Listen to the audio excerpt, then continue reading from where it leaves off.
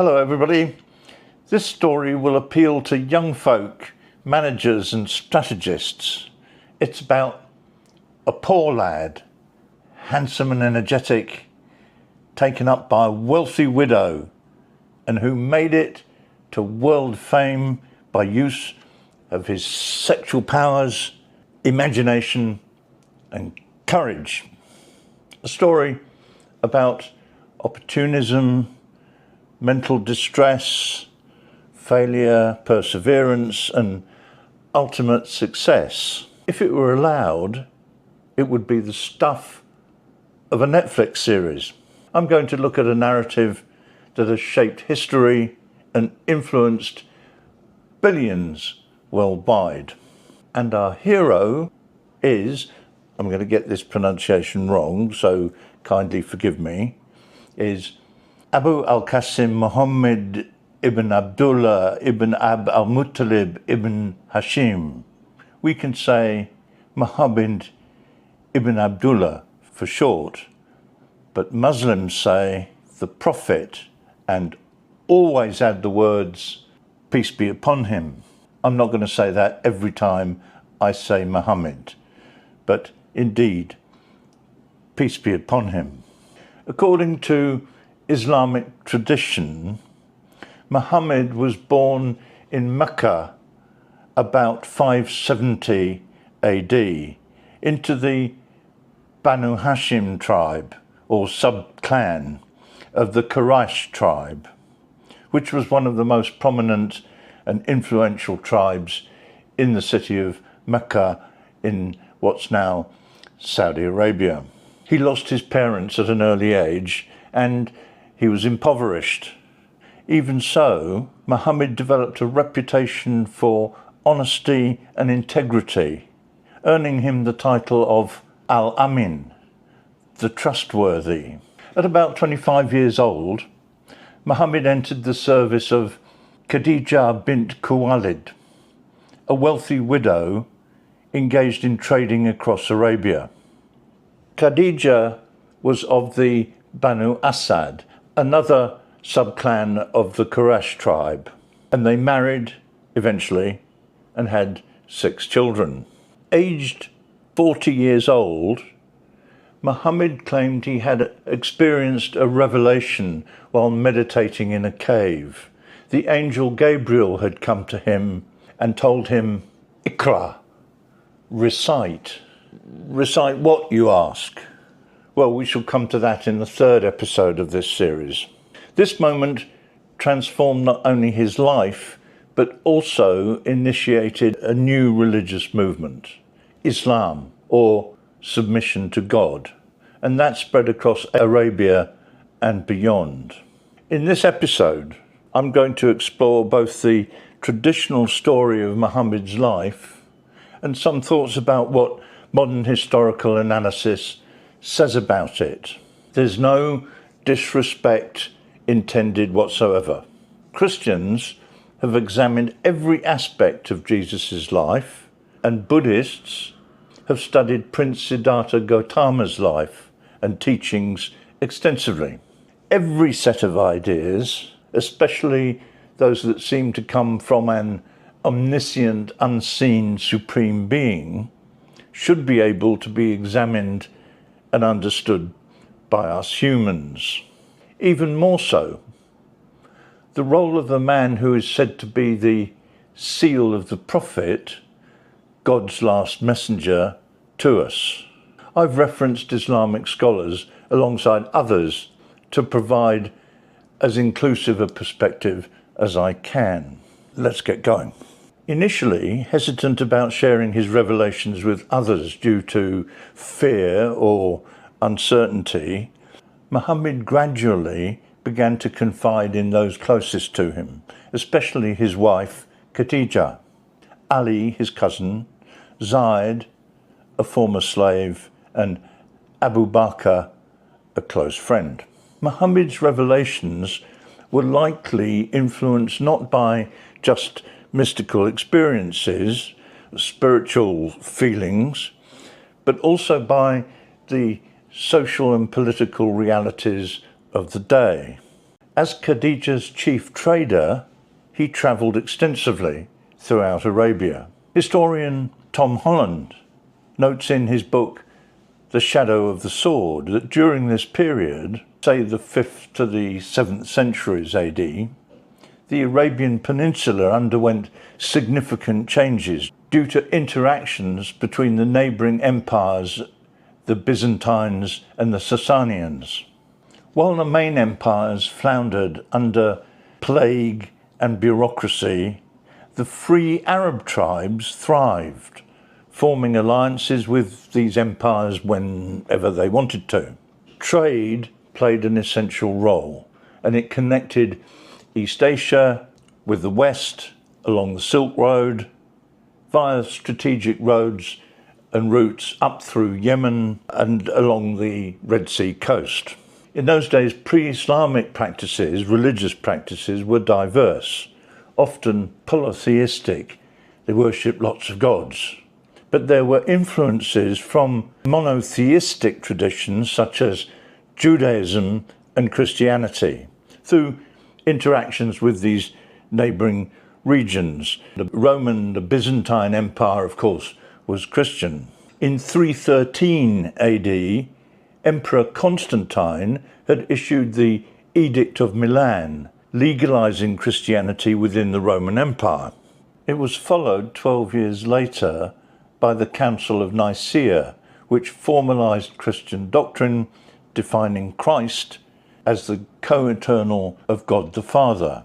Judaism, meanwhile, was shifting from temple-based practices to decentralised forms of guidance under individual rabbis. They interpreted divine law and secular practice, just as Muslim imams did later on as they adopted these practices and as they interpreted Sharia law. In Persia, the religion was Zoroastrianism. The Persians worshipped the god Ahura Mazda, the supreme deity, which represented wisdom, light, and goodness. Their culture emphasized cleanliness, respect by covering the head, and praying at intervals during the day. All practices eventually adopted by Muslims. Merchants like Khadija, the Lady Khadija, traded goods such as spices and textiles. Camel trains, caravans, crossed the entire region and as far as Africa, bringing gold and slaves. Ships from Aden in Yemen crossed to India, returning with textiles and spices. Far from being primitive, Arabia was the hub of a global economy.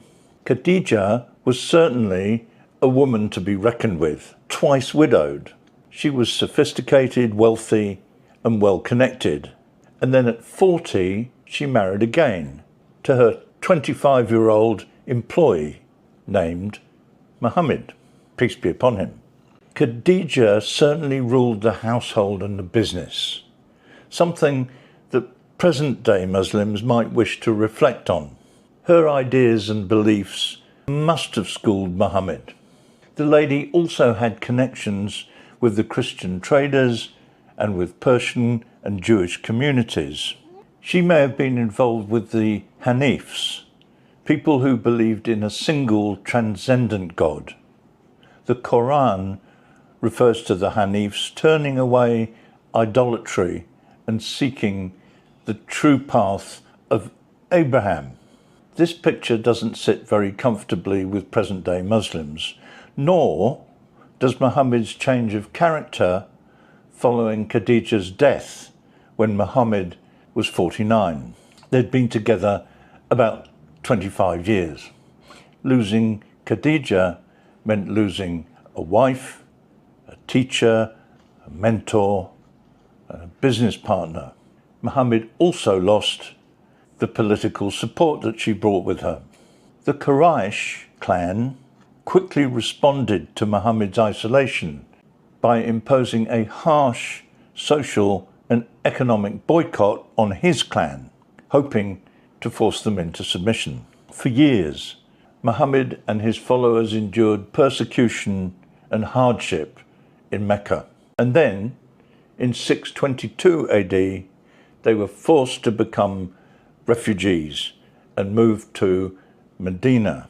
This migration, known as the Hijra, was a turning point. These ideas of persecution and victimhood are powerful elements in the Muslim psyche.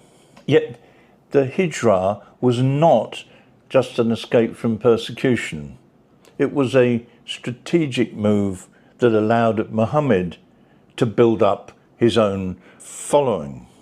In Medina, he united two groups: the emigrants who had followed him and the helpers who were the local tribes who supported them.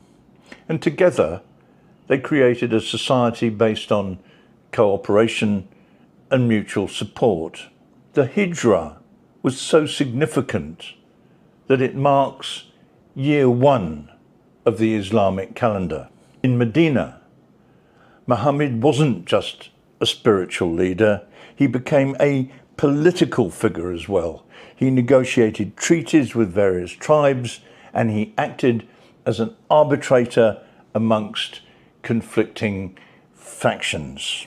One of his most notable achievements was the Constitution of Medina, an early example of governance that established the rights and responsibilities amongst the diverse members of the community.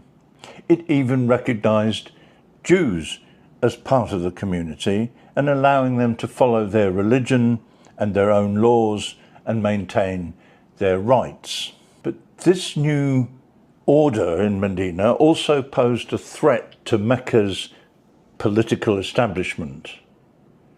Tensions escalated into open conflict between the Muslims and the Quraysh, leading to battles like the Battle of Badr in 624 and Uhud in 625. But still, after years of failure and struggle, the word is jihad, a third powerful idea in Islam. Muhammad and his followers ultimately conquered Mecca in 630 AD. Muslims regard these battles as some kind of divine test of faith, but they were more likely about political survival and control over vital trade routes than just religion. For both Muhammad and the Meccan merchants, controlling these routes were essential for power and prosperity. Muhammad continued to preach until his death in 632 AD. Shortly before he passed away, he returned to Mecca for a successful pilgrimage known as the Hajj, which remains, of course, a cornerstone of Muslim faith and Islamic practice today. During this period, Muhammad also received important revelations from Allah, and these provided guidance on legal matters and social practices. For Muslims, he's revered as the seal of the Prophet, the final messenger who laid the foundation for Islam. What should we make of this story? Alternative histories suggest that Muhammad's legacy was shaped not only by his life, but also by the events after his death. Under the caliphs who succeeded him, the leaders, Islam expanded rapidly across vast regions through both military conquest and missionary efforts and, of course, trade. This expansion was influenced by tribal dynamics, regional politics, economic factors, and not just religious zeal. Over time, differing interpretations of Muhammad's life gave rise to divisions within Islam, most notably between Sunnis and Shia Muslims, each with their own understanding of leadership, authority, and community. There's still much more to explore about Muhammad's life, his marriages, his relationships, and his transformation over time. He began as a young man under the influence of a strong woman, like Khadija, while still searching for the meaning of life. Yet later, he emerged as a confident leader, both spiritual and military, who reshaped Arabia. This raises many questions. Did everything happen as tradition tells us? How much of his story is shaped by later interpretations? These are contentious topics that spark debate even today. Let's take a break here. And for any devout Muslims listening who may feel uncomfortable with these discussions, this might be the time to step away before we dive deeper into some challenging perspectives. Hi, if you're loving Quartermaine's episodes, please hit subscribe. I'll be absolutely thrilled. It'll really help us get views on YouTube. Thanks a lot. Welcome back. Let's get a bit more contentious. We have the picture of the narrative of a youth on the make who enticed or was enticed by a rich widow. He made the best of that for 25 years, likely hard at work and growing up, learning the ways of the desert, but also the harsh realities of trade when caravans were regularly attacked and robbed. But no doubt that taught him how to fight, battle tactics, and a bit of strategy. Remember, Arabia was not uncivilized or backward, but social life was undoubtedly harsh, with resort to violence to settle most disputes considered normal. Is there any evidence that these people ever existed? The most detailed accounts of Muhammad's life come from Islamic sources written long after his death. Ibn Ishaq al-Mutalibi, a Christian convert to Islam, collected oral traditions that formed the basis of the biography of Muhammad. This work is known as the, forgive my awful Arabic accent, I can't speak Arabic. This is known as the Sirat Rasul Allah, or the life of the Messenger of God. Yet even early on, Islamic scholars raised questions about these stories. Indeed, Ibn Ishaq's separate work on hadiths was considered rather negatively. The issue here is that Ibn Ishaq was employed by the second Abbasid Caliph, Al-Mansur. Al-Mansur commissioned Ibn Ishaq to write a history, starting from the creation of Adam to their present day. It was a major work, and the work was entitled Book of the Prophet's Military Expeditions, and it contains oral transmissions, oral stories that Ibn Ishaq wrote down at the time or over his lifetime. The book laid the foundation for subsequent Islamic history, and later on, another fellow, Ibn Hashim, redacted and filtered much of what was in Ibn Ishaq's biography when Hashim created his own work. All of this provides the grounds for claims that the traditional narrative was a fabrication of the Abbasids. I'm obviously not qualified to comment on that. But what's clear is that the Caliph Al-Mansur commissioned the work as part of a political strategy. What else do we have? The Al-Maghazi is considered one of the earliest sources on Muhammad's military campaigns, predating Ibn Ishaq and, of course, Ibn Hashim. It was written by a gentleman called Musa ibn Uqba before Ibn Ishaq added embellishments to the stories. 3/4 of this original text was rediscovered just recently after being lost for centuries. It was found in the National Library in Tunisia, and it gives us insight into the campaigns that seem to have been occurring round the time that Muhammad is supposed to have lived. There are also non-Muslim sources, contemporary sources. There's a Greek text written during the Arab invasion of Syria between 634 and 638 AD that mentions, quote, a false prophet amongst the Saracens who led military campaigns. A Syriac Christian chronicle by Thomas the Presbyter, 640 AD, references, quote, the Arabs of Muhammad engaging in a raid near Gaza.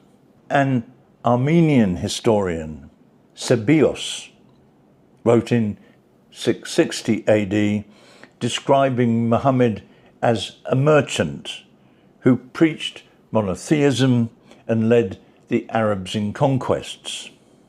I'm not going down the rabbit hole of trying to cast doubt on the historicity of somebody who certainly resembles the Prophet, peace be upon him.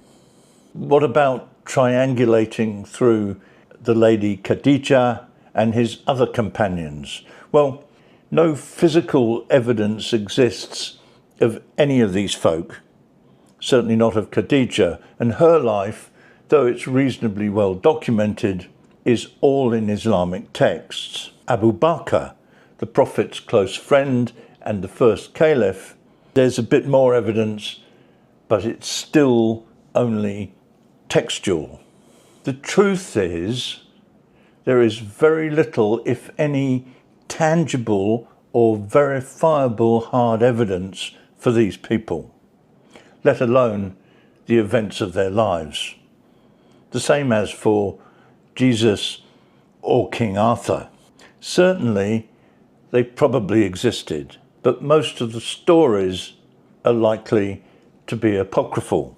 That said, we need to remember that oral transition at the time was the norm, and being able to do that, being able to remember events and tell other people about them accurately, was a much stronger ability during the 7th century than it is now.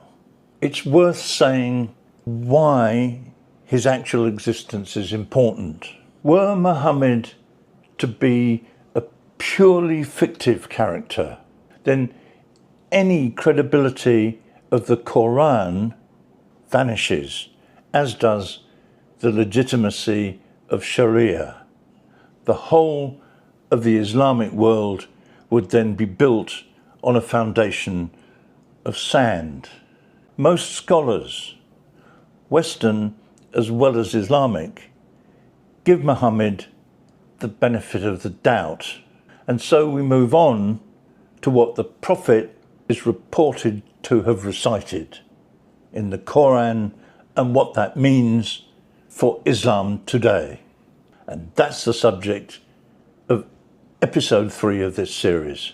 If you've enjoyed it, give us a like and subscribe. The next episode will be along as shortly as I can.